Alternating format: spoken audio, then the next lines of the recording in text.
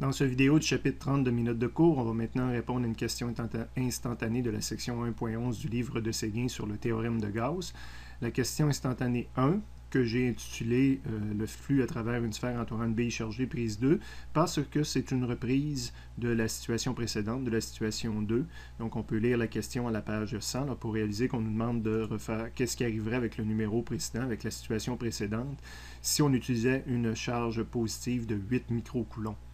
Fait que pour se pratiquer, on va quand même repasser à travers la méthode, mais on va y aller rapidement parce que c'est juste des différences par rapport à tout à l'heure. Les mêmes données, mais j'ai une plus 8 microcoulombs ici.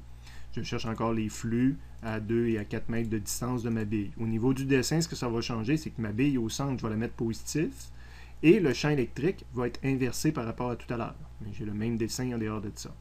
Au niveau stratégie, je pars avec le même point d'interrogation, donc j'utilise la définition du flux électrique avec un signe, et mon analyse m'amène à dire que le champ électrique est sortant de la surface que j'étudie, donc je vais utiliser le signe positif contrairement à tout à l'heure. Donc c'est la même équation, mais avec les signes positifs.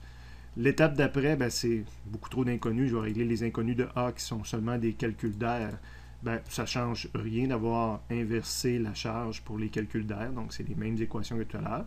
Après ça, il faut régler le E. Le E se règle quand même de la même façon, c'est-à-dire à l'aide de la formule qui donne le module pour une particule chargée ou une distribution à l'extérieur d'une distribution sphérique.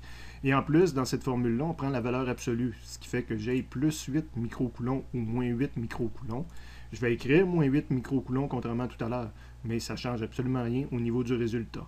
Donc, on s'aperçoit qu'à travers toutes les équations que j'utilisais, il y a un endroit que j'ai inversé. Évidemment, c'est toujours en double, là, parce qu'on le fait à deux endroits, pour deux rayons différents. Mais j'ai inversé une seule fois, ce qui fait que ma réponse définitive devrait être inversée par rapport à tout à l'heure.